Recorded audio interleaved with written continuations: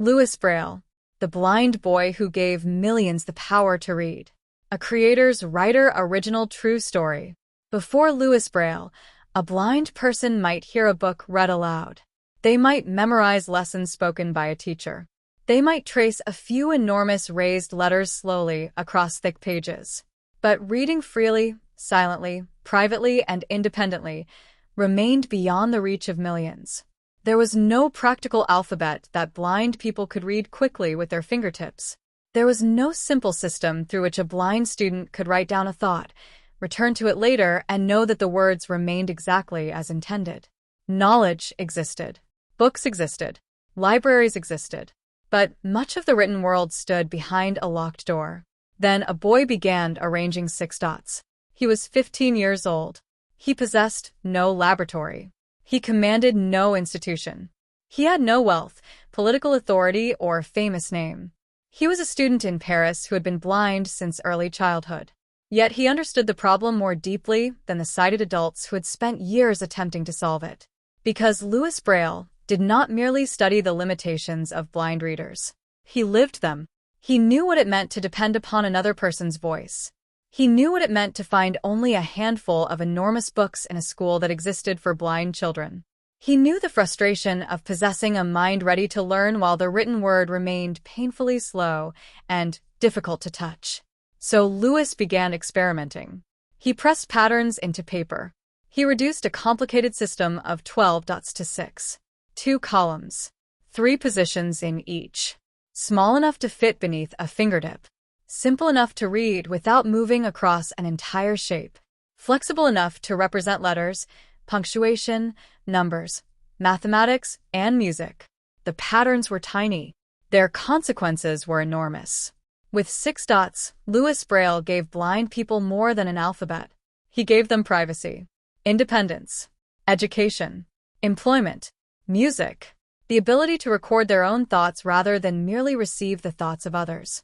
The right to read a sentence without asking another person to speak it. The right to write a letter no one else needed to compose. The right to enter the written world as participants rather than visitors. Louis developed the foundation of this system while still a teenager. Yet many people in authority resisted it. Some preferred methods that looked familiar to sighted readers, even when those methods were difficult for blind fingers. The system that blind students found liberating was judged by people who did not need it. Louis would die before France officially adopted his code. But truth does not become false because recognition arrives late. The dots continued traveling. From student to student. From school to school. From country to country. Across languages Louis never spoke. Across books he never lived to touch. Across centuries he never saw. Today his name is not merely remembered in monuments. It is felt beneath fingertips. This is not simply the story of a boy who became blind. It is the story of a boy who refused to accept that blindness should mean exclusion from literacy. It is the story of an invention born not from pity, but from equality. It is the story of Louis Braille, the blind boy who gave millions the power to read. Chapter 1. The Workshop in Coupvray. Louis Braille was born on January 4, 1809, in Coupvray, a small French village east of Paris. He was the youngest of 4 children born to Simon René Braille and Monique Baron. His father was a respected harness maker. Inside Simon René's workshop were leather straps, saddles, buckles, and tools used to shape materials for horses and carriages. To a young child, the workshop must have seemed filled with mystery. Every object had a purpose. Every tool could transform something. Leather entered rough and unshaped. Skilled hands cut it, pierced it, joined it, and created something useful. Louis was curious. Curiosity is among childhood's greatest gifts. It is also sometimes accompanied by danger because a child does not yet understand the cost hidden inside an object. At the age of 3, Louis entered the workshop and handled one of his father's sharp tools. It slipped and injured his right eye. The wound became infected. Medical knowledge at the time could not prevent the infection from affecting the other eye. Gradually, the remaining light disappeared. By approximately 5 years old, Louis was completely blind.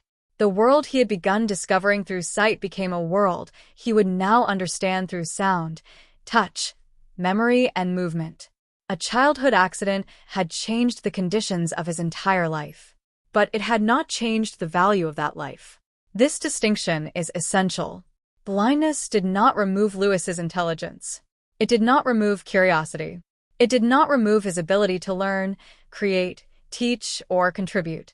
The great obstacle was not simply that Lewis could no longer see. The greater obstacle was that society had built education, books, and public life around the assumption that sight was required for full participation. Lewis had lost vision. The world had failed to create enough alternatives. His parents could have treated him as permanently helpless. In the early 19th century, many blind children received little formal education. Families often lacked resources, communities lacked understanding, and society expected very little from people with disabilities. Simon René and Monique chose a different path. They loved Lewis, without confusing love with overprotection. They encouraged him to become independent. He learned to move around the family home and village. He developed awareness through sound and touch. He listened carefully.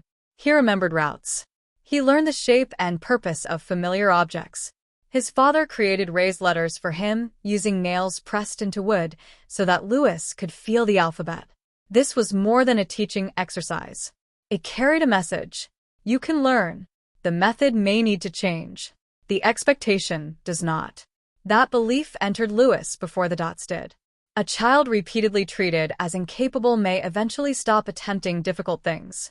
A child challenged with patience begins discovering that limitation and inability are not the same. Lewis's blindness required adaptation. It did not require the abandonment of education. Chapter 2. The Student Who Listened Differently. Lewis first learned from the local priest and later attended the village school. He studied beside sighted children. He could not read the books they used. He could not see what teachers placed before the class. But he listened. He remembered. He asked questions. His intelligence became evident. Lewis did not need sight in order to think. He needed information delivered in a form he could access. Once that access existed, his mind did the rest. This principle remains true for countless people. A student may appear weak when teaching is offered in only one form. Change the form, and the ability becomes visible. A child with a disability is often forced to prove intelligence through a system that was never designed for them. When they struggle, the system may blame the child. Lewis's life would eventually reverse that judgment. He would show that the student was not the failure. The method was incomplete. At school, Lewis excelled through listening and memory. Teachers recognized his ability. But Couperay could not provide the specialized education that might allow him to develop fully. An opportunity emerged at the Royal Institute for Blind Youth in Paris. The institution was the first school of its kind in the world. It had been founded through the work of Valentine Hauy, a pioneer who believed blind children could be educated. This belief may seem obvious today. At the time, it challenged centuries of low expectations. Hauy had developed embossed books containing large raised versions of ordinary printed letters. Blind students could trace the shapes with their fingers. It was a beginning, but the method was slow, difficult, and expensive. The letters were created for the eye and merely lifted from the page for the finger. They had not been designed around touch. At 10 years old, Lewis received admission to the institute. The opportunity demanded separation. Paris lay far beyond the village world he knew. His family could not accompany him into every classroom or dormitory. Lewis would have to leave the security of home and enter an unfamiliar institution in a crowded city. For a 10-year-old child, this was an enormous step. He could remain near the people who understood him, or he could travel towards an education unavailable at home. Lewis went to Paris. The boy who could not see the road still moved towards a future no one else could yet see. Chapter 3. A School with Too Few Books. The Royal Institute for Blind Youth offered Lewis opportunities he could not have received in Couperay. He studied grammar, mathematics, history, geography, and music. He learned practical skills. He met other blind students who understood experiences the sighted world often ignored. For perhaps the first time, he lived among children who faced the same barrier to reading. That shared experience mattered. An isolated person may believe a difficulty belongs to them alone. A community reveals the pattern. Lewis saw that blind students did not lack the desire to read. They lacked an efficient reading system. The Institute possessed embossed books based upon Valentine Haughey's raised print method. These books represented an important breakthrough. They proved that blind people could identify written symbols through touch. But the books were enormous. The raised letters required thick paper and considerable space. A single volume could become extremely heavy. The school could own only a limited number. Reading was slow because a fingertip had to follow the complicated outlines of letters designed to be recognized visually. Even more limiting, the students could not easily write in the same system. They could receive a small amount of printed information, but they lacked a practical way to create written information themselves. That difference separated access from equality. Imagine a school where students can read only the few books someone else has chosen for them. Imagine being unable to take notes in a form you can later read independently. Imagine learning music without being able to record the score.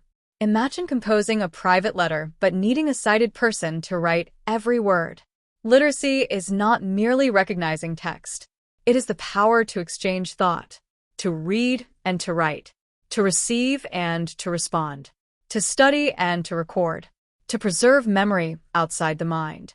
The existing system offered Lewis a narrow entrance into the written world. He wanted the entire door opened. At first, however, no solution existed. Then a visitor came to the Institute with an unusual code. Chapter 4. The Soldier's Dots. In 1821, Charles Barbier presented a raised dot communication system to the students and teachers of the Institute. Barbier had served in the French military and developed what became known as sonography, or night writing. The idea was remarkable. Soldiers could use raised symbols to communicate in darkness without speaking and revealing their positions. Instead of ordinary printed letters, Barbier used combinations within a grid of 12 raised dots.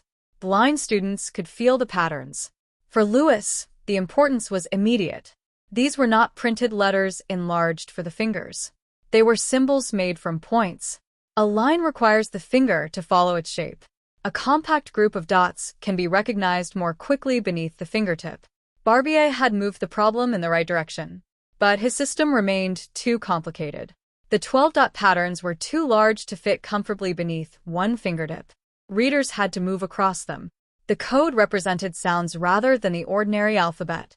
It did not handle spelling, punctuation, and the full range of written expression effectively.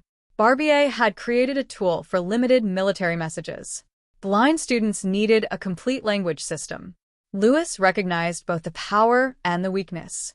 Many people encounter an imperfect idea and dismiss it. Others accept it without question. Inventors do something different. They ask what part of the idea is valuable, what part is failing, and how the design can be transformed.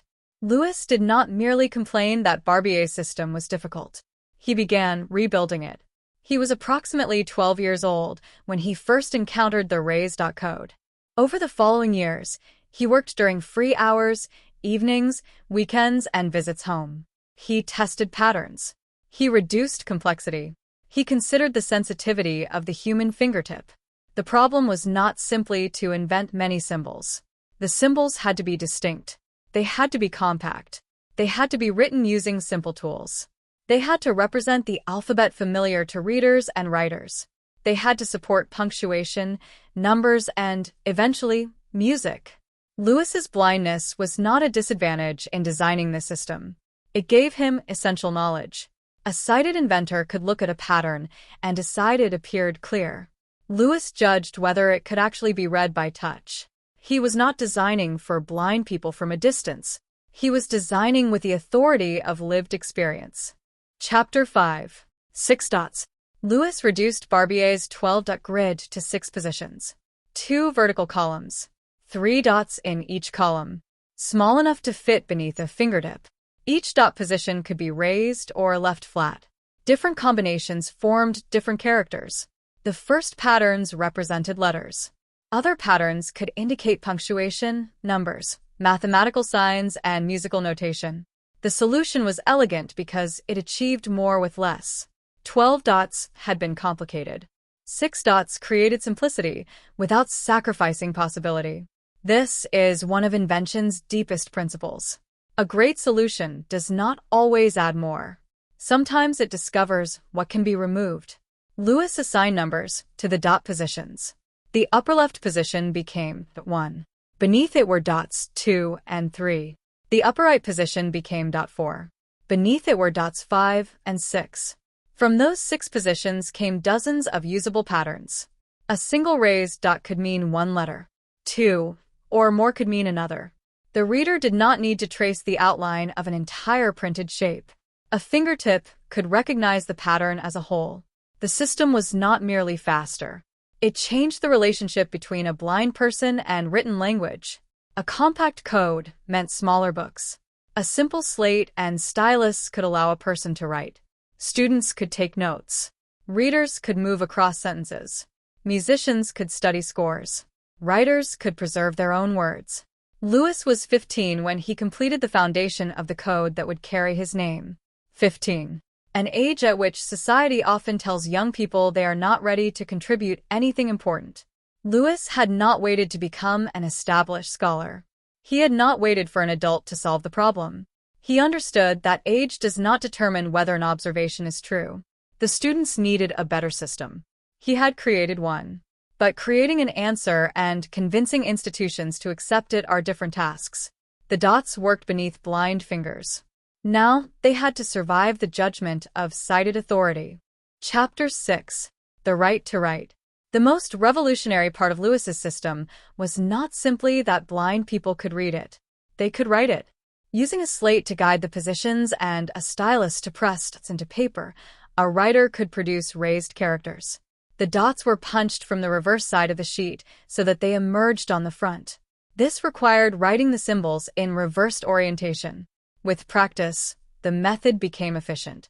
A student no longer had to carry every lesson only in memory. A person could record an idea immediately. A musician could preserve a composition. A reader could label possessions. A friend could write to another friend in a script both could access privately. This was independence expressed through punctuation and paper. Consider what writing gives a human being. A spoken sentence disappears unless someone remembers it. A written sentence can cross time. A thought can travel beyond the room in which it was formed.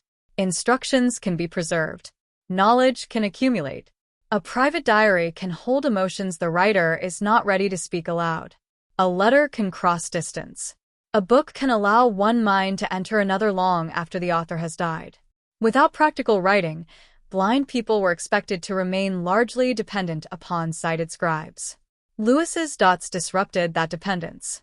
The system allowed blind people to become authors of written material, not merely listeners. That shift carried social power. People who can record their own knowledge can organize, study, work, teach, create, challenge mistakes, return to evidence, develop expertise. Lewis had not produced a charitable object offered by the sighted world. He had created a tool of self-determination. This may explain part of the resistance his system later faced. Institutions often welcome improvements that preserve existing authority. They become more cautious when an improvement transfers authority to the people being served. Braille made blind students less dependent. That was precisely its greatness. Chapter 7. Student, Teacher, and Musician. Lewis excelled at the Institute. His intelligence and command of academic subjects led the school to appoint him as a teacher while he was still young.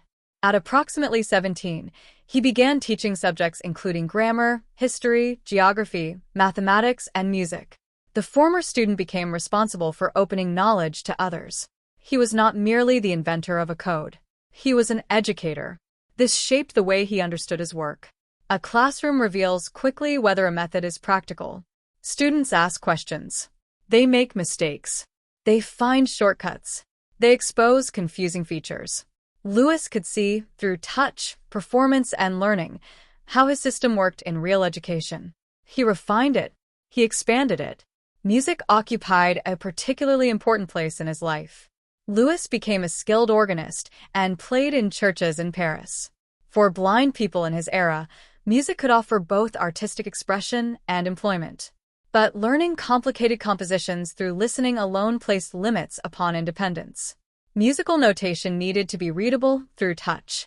Lewis adapted the six-dot system so that pitch, rhythm, and musical structure could be recorded. The invention now extended beyond ordinary text. It allowed a musician to study a score privately and accurately. The hands that moved across the organ could also move across raised dots and receive the language of music. Lewis understood that accessibility must not stop at basic survival. Blind people deserved access to art, complex thought, mathematics, literature, professional study. A reduced life was not equality. The goal was not merely to help a blind person function. It was to allow a person to pursue the full range of human intelligence and creativity.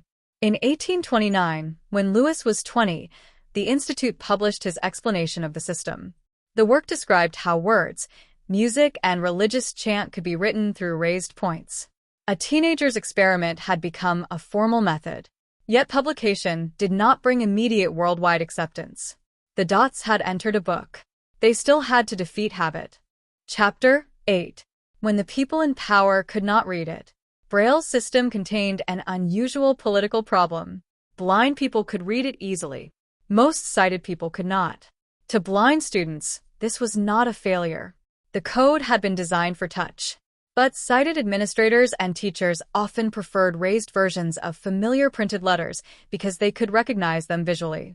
The method less useful to blind readers felt more comfortable to sighted decision-makers. This contradiction appears repeatedly throughout history.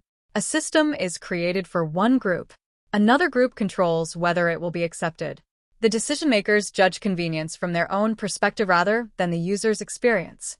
Lewis's code challenged that pattern. Blind students embraced it because it gave them speed and independence. Some authorities resisted because the dots did not resemble ordinary print. At the Institute, Director Alexander Pignier supported Lewis and encouraged students to use the system. But leadership changed. In 1840, Pierre-Armand Defoe became director and opposed Braille's code. Its use was banned within the school. A system already proving its value to blind students was pushed aside because sighted authority preferred another direction. The rejection must have been painful. Lewis had devoted years to solving a problem that shaped every part of his own education. His students could demonstrate that the system worked. Still, acceptance was not guaranteed. This is a difficult truth for inventors, reformers, and creators. A superior idea does not automatically win. Institutions can defend familiarity long after evidence points elsewhere. People may reject an innovation because they did not create it, because it threatens professional roles, because learning the new method demands humility, because the people benefiting from it possess less power than the people deciding its future. But banning a useful idea does not erase the need that created it. Blind students still needed to read and write efficiently. The six dots still worked. A rule could prevent official use. It could not make the raised letters unreadable. The code continued living in the hands of those who understood its value. Chapter 9. The invention that outlived resistance. Lewis did not respond to opposition by abandoning his work. He continued teaching, refining, and inventing. He also worked on a method known as decapoint or raphigraphy, which could help blind people create letters sighted people could read. This reflected his desire to build communication in both directions. Braille was not intended to separate blind people from society. It enabled participation. The resistance gradually weakened. Public demonstrations showed how effectively blind students could read and write using the code. The evidence became difficult to dismiss. A person could dictate material that a blind student recorded in Braille. The student could then read it back accurately. The speed, precision, and independence became visible even to those unable to read the dots themselves. Lewis's system answered every important question through performance. Could blind people learn it? Yes. Could they read efficiently? Yes. Could they write? Yes. Could it represent academic subjects and music? Yes. Was it compact? Yes. Could it be produced with simple tools? Yes. The code did not require sympathy to prove itself. It required use. This is an important distinction. Lewis was not asking the world to admire him because he was blind. He was offering a design that worked. His disability was part of the knowledge that helped produce the invention. But the system deserved acceptance because it gave blind readers genuine literacy. Eventually, the Institute formally embraced the code. Yet recognition remained slow beyond its walls. Different countries and schools used competing raised print and systems. Arguments continued over which code should become standard. Lewis's sixths had begun a long journey. He would not live to see where they ended. Chapter 10. The Body That Weakened. The Work That Remained. Lewis's health became fragile. Tuberculosis affected him during the later years of his life. The disease could weaken the lungs, drain energy, and turn ordinary movement into effort. He was still a young man, yet illness repeatedly interrupted his teaching and work. Lewis returned at times to Coupvray to recover. The village of his childhood offered distance from the demanding conditions of Paris. But there was no cure capable of restoring his health. This part of the story carries a painful injustice. Lewis had developed a system capable of surviving centuries. His own body would not survive beyond 43 years. He had given blind people a way to preserve writing. He could not preserve his own life. As his strength declined, the future of the code remained uncertain. It had not yet been adopted throughout France. It had not yet become an international standard. The world had not yet understood what he had created. Many inventors lived to see awards, industries, and institutions built around their work. Lewis lived mostly inside the period of resistance. He knew students valued the system. He knew it worked, but he could not know the complete scale of its future. On January 6, 1852, 2 days after his 43rd birthday, Louis Braille died in Paris. He was buried in Coupvray. The inventor was gone. The code remained. 2 years later, France officially adopted Braille as the communication system for blind people. Recognition had arrived too late for Louis to witness it. But his life teaches that the timing of recognition does not determine the worth of contribution. A truth may wait. A great idea may travel slowly. The creator may not be present when the world finally understands. The work can still arrive. Chapter 11. 6 dots cross the world. After official adoption in France, Braille spread internationally. The process was not immediate or simple. Different institutions had developed competing systems. Some countries modified dot patterns. Educators debated standards. But the advantages of Lewis's design continued winning readers. The 6-dot cell was compact, logical, flexible, adaptable. It could cross languages because the structure was not tied permanently to one alphabet. Communities could assign patterns to the letters and symbols their languages required. Braille expanded into mathematics, science, music, and specialized notation. Books could be transcribed.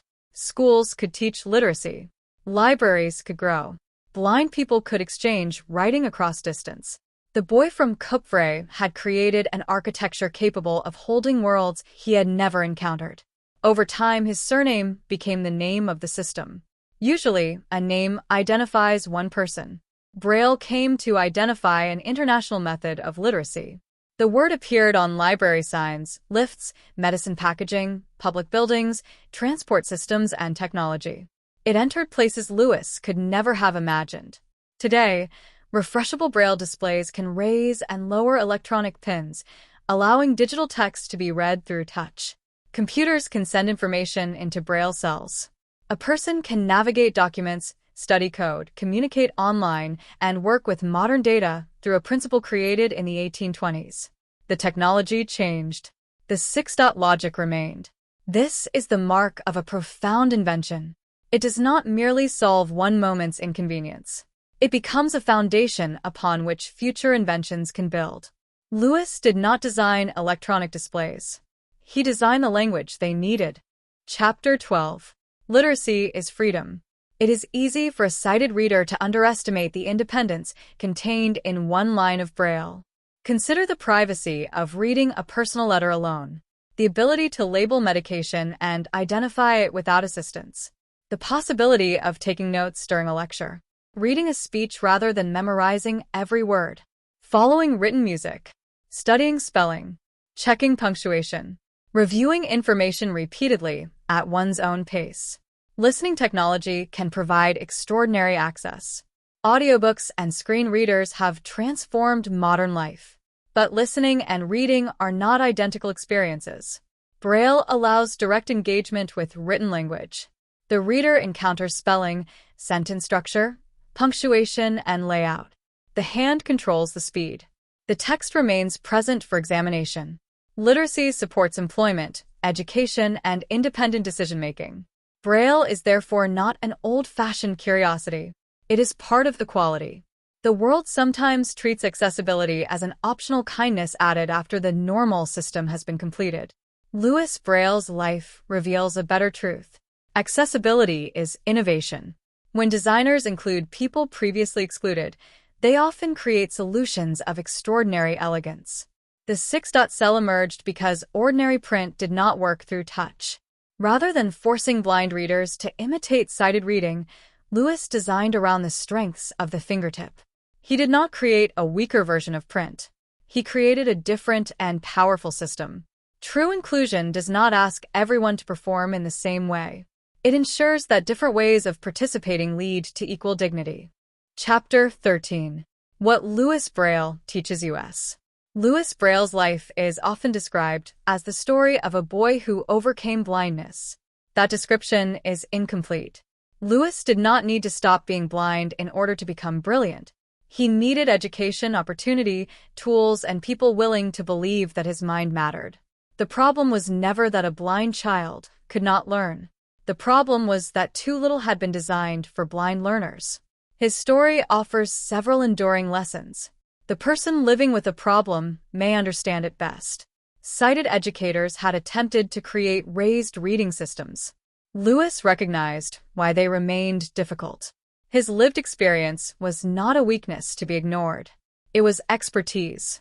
When solving a problem, include the people who experience it directly. Do not merely design for them. Design with them. Listen before deciding what they need. Simplicity can contain enormous power. Six dots look almost insignificant. They created access to entire libraries. Do not confuse small form with small influence. A key is smaller than a door. A seed is smaller than a tree. A code can be smaller than the world it opens. The best answer may not be the most complicated. It may be the one that removes everything unnecessary. Young people can solve serious problems.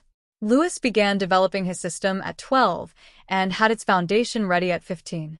Age did not prevent him from observing clearly. Adults should not treat children only as people waiting to become valuable. Young people already possess imagination, insight, and experience. Give them education. Give them tools. Take their questions seriously. The solution society needs may be forming in a student's mind. Access to information is access to power. A person who cannot independently read laws, instructions, education, or personal correspondence remains dependent upon others. Louis's invention reduced that dependence. Literacy is not only cultural enrichment. It is protection, participation, employment, self-expression, the ability to make decisions based upon information one has personally examined. Institutions do not always recognize the best idea first. Braille worked before authorities fully accepted it. Evidence existed before official approval. Do not assume rejection proves failure. Study the criticism honestly. Improve what needs improvement. But understand that institutions can resist change for reasons unrelated to quality.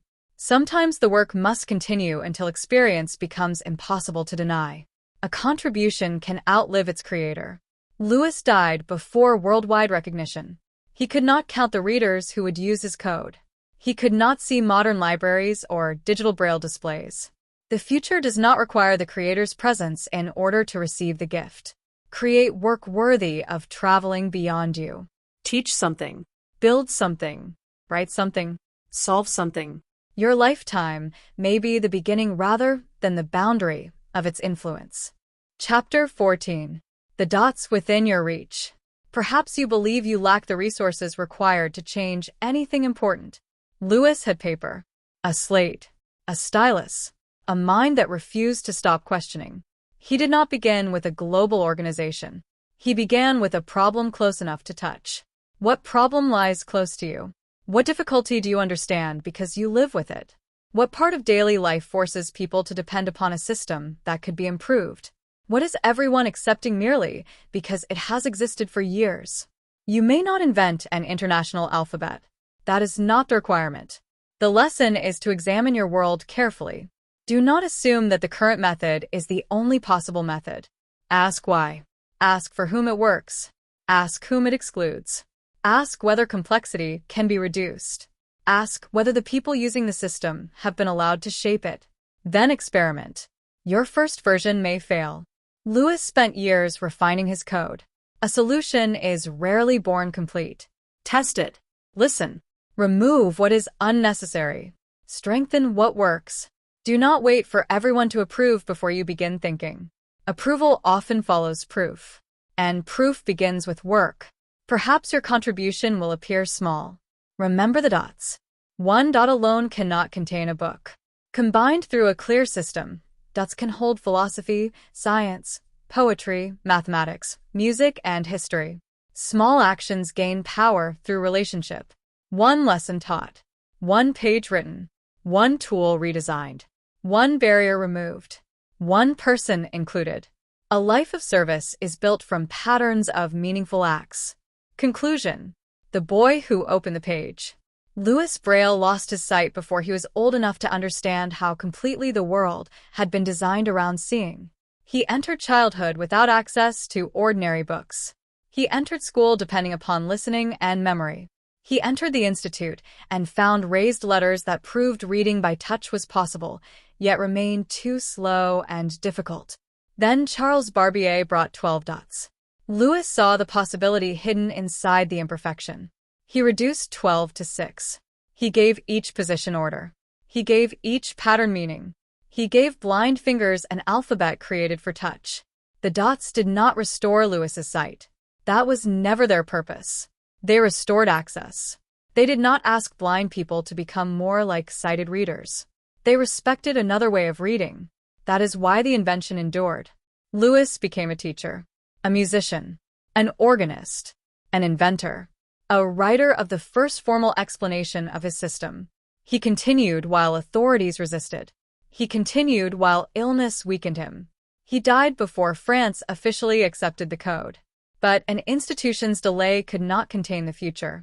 The dots crossed borders. They entered schools. They entered libraries. They entered music. They entered mathematics. They entered lifts, buildings, medicine labels, computers, and digital displays. They entered the private lives of people who could now write their own words and read the words of others. A boy who once depended upon nails arranged in wood to learn the alphabet created an alphabet used around the world. The workshop tool that injured his eye had changed his life through accident. The stylus in his hand later changed lives through intention. One pointed instrument had been associated with loss. Another became part of literacy. Human greatness often begins there, not in denying what has been lost, but in deciding what can still be created. Louis Braille could not see the pages his code would fill. He could not see the monuments later raised in his honor. He could not see his name placed upon schools, streets, and institutions. But millions would feel the order he created. That may be the purest form of legacy. Not being looked at, being useful, not merely being remembered, continuing to give. Every time fingers move across a line of Braille, Louis's invention becomes alive again. A student reads. A musician studies. A worker checks information. A child discovers a story. A private thought becomes written language. A door opens without another person needing to unlock it. 6 dots. Small enough to fit beneath one fingertip. Powerful enough to carry a civilization's words. Remember Louis Braille when the problem before you appears too established to change. Remember him when you are told that youth means you must wait. Remember him when people judge your idea through needs they do not personally understand. Remember him when recognition is slow. Remember him when your resources appear small. The world may not need you to possess everything. It may need you to understand one problem deeply enough to create the missing answer. Louis Braille was a blind boy in a world with almost no practical books he could read independently. He did not accept exclusion as destiny. He redesigned the page. And through 6 quiet dots, he gave millions of people the power to read, write, learn, and speak for themselves. Creator's writer. True stories of courage. True stories of transformation. True stories that prove the smallest invention can open the largest world. Lewis created the 6-dot foundation of Braille at about 15, published the first formal explanation of his literary and musical code in 1829, taught at the Paris Institute, and worked as an organist. His code faced institutional resistance, including a ban after a change of leadership, but was officially adopted in France 2 years after his death. Braille has since been adapted worldwide and remains central to tactile literacy.